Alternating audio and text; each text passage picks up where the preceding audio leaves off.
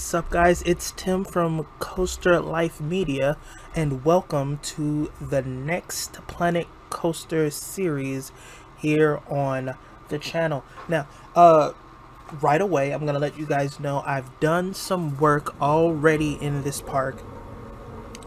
Because this is gonna be a different type of series. I'm not gonna do I'm really not going to do time-lapse builds, because I have been paying some attention to the analytics and where things drop off in my Planet Coaster videos. So I'm going to keep it sweet and to the point. I'm going to show you what I've done. I'm going to do a quick cut, and then we are going to move on to the next segment. So I've basically done a little bit of work, and as you can see, it looks like we are outside of something. All you can see is that the road is blocked off, but if you follow the sign, we're gonna break off, we have a parking lot entrance to my brand new park, Six Flags Adventureland. It is a park that does not exist in real life.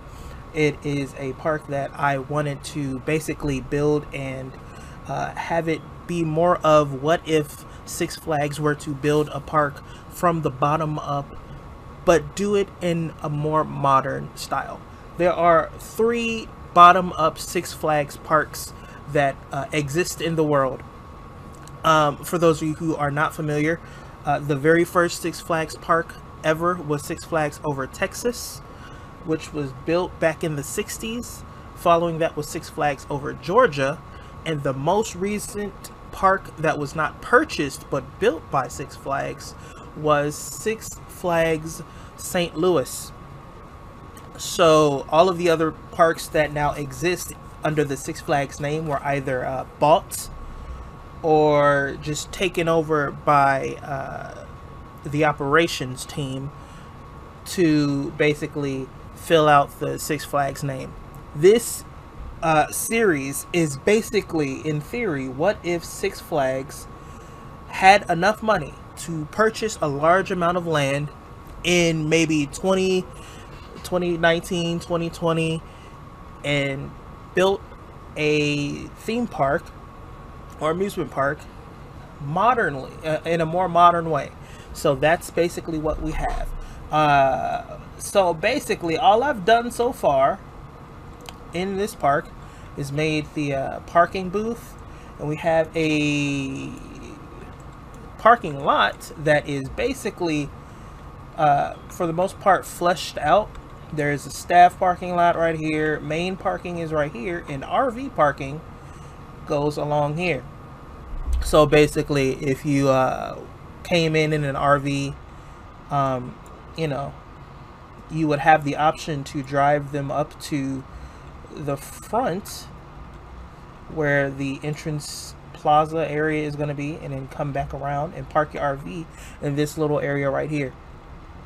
So yeah, we also have a small security building that technically is acting as a guest spawning point. Now, for those of you who do not play Planet Coaster yourselves, a spawning point is very important for when you are building a park. Why? Because you have to have a place for the AI that represents people to come out of. So if you look at this inside, that is a spawning point right here. You kind of have to have that in order for people to be able to walk into your park. This parking lot is made 90% out of path, and then you have this little 10% right here that is made out of terrain paint. I specifically wanted to do it that way for obvious reasons, so that you can have the guests walk through the parking lot. But yeah, so this area right here is going to be the entrance area, and I wanted to do some things with this, but I wasn't sure specifically what I wanted to do. So I started off blank. I started with I actually started my way out and worked inward. So I started with you know, how I wanted it to look, as far as you're driving, you're turning into the street and you're coming down and you're going into the parking booth area. This kind of is slightly the way that Great America works for us, is that you have a street, and usually when you get there before the park opens, someone drives up from the security and they will open up the gates, and you will drive in, and you will turn, and you will wait until they are ready to let you guys into the parking lot, and then they will scan your membership or your tickets, and you will pay for parking if you don't have a membership, and then you will go into guest parking. They do not have staff parking right here in reality, but I did want to do something kind of different. I don't want this to be a remake of any actual Six Flags park, so that's basically what I did. So with all of that being said, I'm going to cut here and start work on the entrance. I do have some things that I want to do, some ideas that I want to get out, and I would like to do them before the end of this video. So I will check back with you at or after this cut. So here we are back at the actual entrance area. This is actually one part of the entrance. One thing that I haven't done that I wanted to do in the last park, well, I just kind of got overwhelmed, or actually I think I just jumped the gun when I was building the entrance area. I wanted to do a security gate.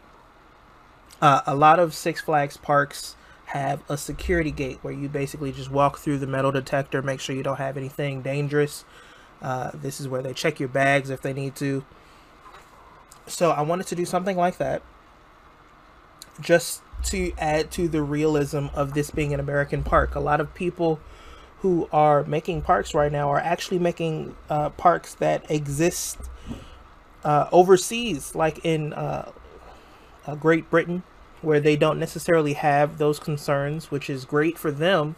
However, this being an American park, security is definitely a high issue. So that's something that is going to appear in this little area right here. And then beyond that, once you go through security, there will be an entrance, and it'll go from there. But that is basically what this is. Now I have started a small little ticket booth with a little video that I actually made myself. You can see the logo of the park that I made in Photoshop and all of that. So here you walk up and you see the little video, and you get your tickets or your priority passes. I'm going to build another one on the other side of this area. I'm basically going to copy and paste it, which is why I wanted to get it fleshed out and finish it, and you know, get it looking pretty decent. Then basically just copy it over and go from there, you know, so that we can keep it a little bit of, we'll keep a little bit of symmetry with that. This is not going to be an extremely symmetric park. That is something that I am notorious for doing. I don't necessarily do it on purpose, but you know, it's just something that I do, where you walk in and you have a large object or ride directly in front of you, and then either side is, you know, is symmetric in the way that the path goes about that area. So I'm trying not to do that. So to kind of encourage or discourage symmetry, it's going, I already made it like an L-shaped path. It's kind of going to be like Six Flags Discovery Kingdom, where you go through, you have one side is, you know, security, and then you just go through, and then the other side is nothing. Actually, I was thinking about having a ride go over this, like how their vertical velocity, or I believe it is themed after the Flash. I think that's what their impulse ride is themed after. that actually goes over the pathing of it. Originally, it was not supposed to. It was built like most other impulse rides, but because of height restrictions in that specific area of California, they had to kind of make the ride go outward instead of straight up so that it could meet those specific requirements, which is a very interesting way of going about ride manufacturing and ride construction. I've never seen something like that in my home park, but then again, I am not 1000% stalking the construction companies when they build rides at my home park. So I may miss some things, but either way, I'm still working on it. So I will see you guys in a minute. And here you can see I made a little bit of progress with the security gate. I actually use the metal detectors that are available on the Theme Maker's Toolkit of the workshop. I actually like it because it looks exactly like what I'm used to. So yeah, you have the metal detectors on either side, and then in the middle is a secondary check. If you set off the metal detectors, usually they'll send you to secondary, where they can just quickly look through the bag to make sure that there is nothing in there that is not allowed in the park. Like selfie sticks are actually not allowed in Six Flags parks, which kind of begs the question of how did that happen. You know, but selfie sticks, knives, guns, things of that nature are not allowed at the park. So obviously they are going to look for that. Actually, in my most recent trip to Six Flags Great America, they have I noticed that they had new metal detectors, and unfortunately my bag set it off. Now the metal detectors are not sensitive enough to pick up keys and phones, but they were sensitive enough to pick up the 2 cameras that I had in my bag for you know, video recording for that park vlog. So I had to stop and go to secondary check, where they just looked through my bag, making sure that I didn't have anything dangerous, and then we went right on to the next part of the entrance. Now, that is basically what this is. You do not have to have let's see how I want to say this. This is an area where they don't do ticket checks. They do ticket checks at the next part of the entrance. This is just to make sure you don't do anything stupid and you don't do anything dangerous.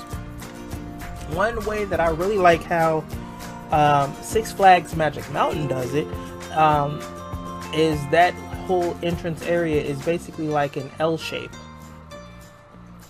where so if you're coming in from the parking lot, you basically have the big famous ironwork gate where you buy tickets and all of that, and then you go in and you make a left, and you have the security gate, which is where you wait for them to start accepting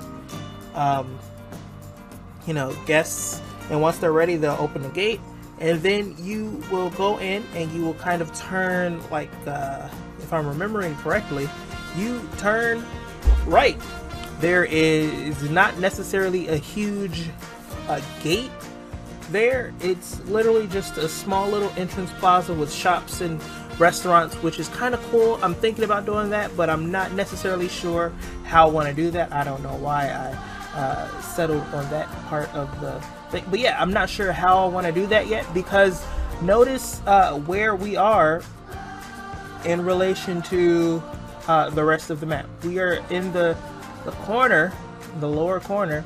I definitely want to have a ride that like maybe comes up through here, so that you kind of have a sneak peek of what's to come as you're driving into the park. But you have all of the rest of this area for the park, so I might want to, you know, go ahead and do a turn and do some buildings right here, and maybe put some stuff right here. I'm not sure yet. That's not all going to be done in this episode. In fact, I think after we go after we finish talking about this, I'm gonna go ahead and cut out. I'm not gonna keep working on it in this episode because it's getting kind of long. But yeah, this is something that I'm really excited about. You can see these people are kind of tired, so they came out for reasons, I guess. Also, there is no staff building, so that's why they're just standing there. But yeah, so I'm really excited about where we're headed so far. I'm going to keep working on this, and I will see you in a video pretty soon.